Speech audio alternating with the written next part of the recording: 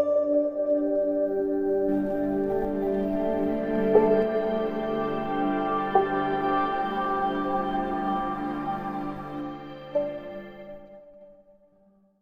my dear students, আজি আমি আলোচনা কৰিম class 12 for chapter 7 integrals exercise 7.3 question number 7 পৰা।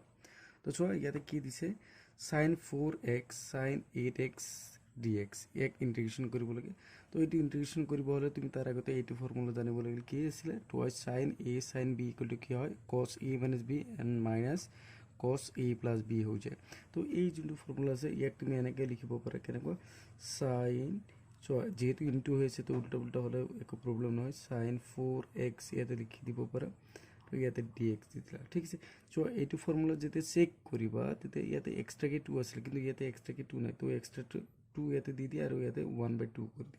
মানে এই 2 আর 2 ক্যান্সেল গুছি গল আগতে থাকিব তো dx গুলি কি হ'ব 1/2 আৰু ইন্টিগ্ৰেশন এইখিনি ভাঙি দিয়াৰ লগে লগে তুমি কি পাইছা cos a - b a means 8x - 4x तो কি পাইছে minus cos 8x plus 4x পাইছে and এখানে হৈ আছে ঠিক আছে। নেক্সট তুমি কি করবে এখানে চোৱা ভালকে চাই লবা ইন্টিগ্ৰেশন সেকেন্ড ব্ৰ্যাকেট লগাই দিও বা ফাৰ্স্ট ব্ৰ্যাকেট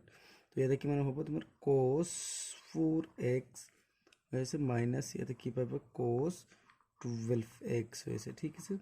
तो dx equal to half of cos 4x যেতে ইন্টিগ্রেশন করে দিবা তো কি হবে তোমার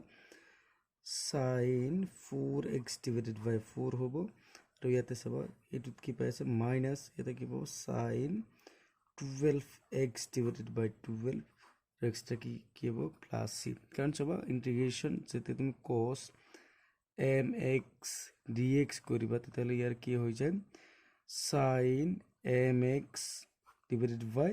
m হৈ যাব ঠিক আছে। এইটো তো এই হিসাবত ইয়াতে m এর ভ্যালু ইয়াতে কিমান আছিল 4 আছে আৰু m এর ভ্যালু ইয়াতে কিমান আছে 12 আছে তো এইটো ভাঙি দিলে লগে এইখিনি পাই যাব। কোশ্চেন নম্বৰ 8 কি আছে integration 1 - cos x divided by 1 + cos x dx এক ইন্টিগ্রেশন কৰিব লাগে। তো এইটো ইন্টিগ্ৰেশন কৰাৰ আগত তুমি এটা কথা মনত ৰাখিবা কি আছিল ফৰ্মুলা cos 2y x = কি হয় ইয়াৰে পৰা তুমি চাৰিটা ফৰ্মুলা পাইছিলা তাৰে এটা হল cos square x - 1 আছিল ঠিক আছে আৰু এটা পাইছিলা তুমি কি 1 - 2y sin square x পাইছিলা যেতি ইয়াৰ পৰা অকল তোমাৰ cos x হৈ যাব তুমি এটো কি পাবা 2 cos square x/2 হৈ যাব আৰু -1 আৰু ইয়াতে তেতে এটো লাইন কি হৈ যাব তোমাৰ ইয়াৰ পৰা যেতে তুমি cos x পাবা তেতে ইয়াতে তোমাৰ কি হ'ব 1 - 2y sin square x/2 হৈ যাব। তো এটো মই ইয়াতে লিখি লৈ আছো তো এই ভ্যালুখিনি ইয়াতে মই এপ্লাই কৰিম চোৱা ইয়াৰ পৰা যেতে 1 টু ইফালে লৈ আহিব কি হ'ব 1 + cos x = কি পাইছা 2y cos square x/2 পাবা আৰু ইয়াৰে পৰা চাবা এই cos x ইফালে লৈ যাস এই মাইনাস কিনি ইফালে লৈ আতা মানে এটো কি হৈ যাব প্লাসত মানে 1 - cos x = কি পাইছা তুমি 2y sin square x/2 হ'ব এই ভ্যালুবোৰ ইয়াতে বহাই দিম চোৱা ইয়াতে কি আছে 1 + cos x তো ইয়াতে 1 + cos x আছে তো ইয়াতে কি পাবা তুমি 2 cos square x/2 1 - cos x ইয়াতে 1 - cos x তো কি করবা 2 sin square x/2 and dx হৈ গল 2 to cancel এটো কি পাইছা তুমি ইন্টিগ্রেশন tan square x/2 পাইছা dx ক্লিয়ার। তো এইবার তুমি কি কৰিব পাৰা সো একদম ইজি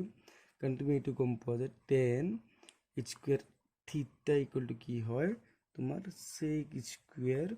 theta - 1 যায় সেই ভ্যালুটো ইয়াতে বহাই দিয়া integration sec square x/2 - 1 dx তো যেতে sec square ইন্টিগ্রেশন কৰি দিবা তুমি কি পাই যাবা tan পাবা তো ইয়াতে x/2 আছে তো ইয়াতে কি পাবা এখানে x বুলি ভাবি লৈছিলা তো ইয়াতে কি পাবা তুমি tan x/2 divided by কি হ'ব তোমাৰ 1/2 minus x plus c সবাই তো एक्चुअली কেনেকৈ হৈ আছে এই যিখিনি x আছে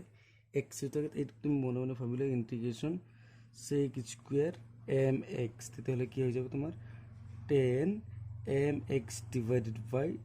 m ঠিক আছে m মানে ইয়াতে কি বুজাইছে m মানে ইয়াতে 1/2 বুজাইছে ঠিক আছে এইখিনি কৰিলে হৈ গল নেক্সট কুৱেশ্যন চোৱা integration cos x divided 1 plus cos x dx আছে তো ইয়াক যেতিয়া ইণ্টিগ্ৰেশ্যন কৰিব চাব ইয়াক অলপ মডিফাই কৰিবলৈ কেনেকুৱা টাইপৰ ইয়াতে মই এনেকৈ লিখিলোঁ 1 প্লাছ cos x চাবা ইয়াতে মই চোৱা cos x আছিলে কিন্তু মই কি লিখিলোঁ 1 এটা বেছিকৈ লিখিলোঁ এই 1টো মই ইয়াতে মাইনাছ কৰি দিলোঁ ডিভাইডেড বাই 1 প্লাছ cos x লিখি দিলোঁ ঠিক আছে তো ডি ইকুৱেল টু ইয়াৰ পৰা কি পাবা দুটা পাৰ্ট কৰি দিওঁ ইণ্টিগ্ৰেশ্যন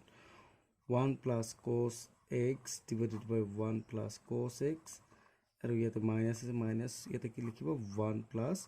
cos x জাষ্ট দুটা পাৰ্ট কৰিছে ঠিক আছে তো এইখিনি মানে কি পাই আছে ইণ্টিগ্ৰেশ্যন এইখিনি কি পাবা এইখিনি তো একে টাইপৰ তো কি পাই আছে 1 পাই আছে আৰু ইয়াতে কি হ'ব চাবা ইয়াতে 1 থাকি গ'ল চাবা এই মাত্ৰ মই কৈছিলোঁ কি আছিলে আমাৰ cos 2x equal to কি হৈ যায় 2 cos square x minus 1 तो यारे पर तुम जेते cos x বুলি লিখিবা তো কি হ'ব 2 cos square x by 2 minus 1 তো ইয়াৰে পৰা যেতে এই minus 1 টো ইফালে লৈ আহিব 1 plus cos x ইকুৱেল আৰু ইয়াতে কি থাকিল 2 cos square x by 2 ভালকৈ চালিব তো ইয়াতে কি লিখিবা 2 cos square x by 2 কিবা ডাউট থাকিলে কমেন্ট কৰিবা ঠিক আছে এটো মই ইন্টিগ্ৰেশ্যন জাস্ট পাৰ্ট কৰিছে তো ইয়াতে কি হৈ যাব 1 dx এটো কি হ'ব এই হাফ টু মই আউট কৰিছো তো কি পাই আছে 1 by cos square x by 2 dx so যেতে 1 ক ইন্টিগ্ৰেশ্যন কৰি দিয়া কি তো কি হ'ব x 1 by 2 থাকি গ'ল এটো কি হৈ যাব তোমাৰ sec square x by 2 হৈ আছে and dx থাকি গ'ল কাৰণ জানে 1 by x 1 by cos x means কি হয় sec x হৈ যায় তো ইয়াতে x by 2 আছে সেই হিচাপতে বহি গৈছে তো ইয়াতে কি পাবা x minus 1 by 2 এই মাত্ৰ এটো দেখাই দিছিল কি আছে ই পাবা 10 x by 2 divided by 1 by 2 plus c তো d equal to কি হ'ব x তো ইয়াতে কি পাই আছে সো একে টাইপৰ হৈ আছে তো ক্যান্সেল গুছি যাব মানে কি পাবা 10 x by 2 plus c कारण a to part cancel तो x minus 10 x by 2 plus c सब याते a to part की কাৰণত হৈছে কাৰণ তুমি জানা 1 by cos x মানে কি হয় sec x হৈ যায় যেতে x by 2 হ'ব তো x by 2 হ'ব স্কয়ার থাকলে ইয়াতে স্কয়ার আহি যাব আৰু ইন্টিগ্ৰেশ্যন কৰি দিয়া লগে তো গমে পাইছিলে এই মাত্ৰ কৈ দিছিলো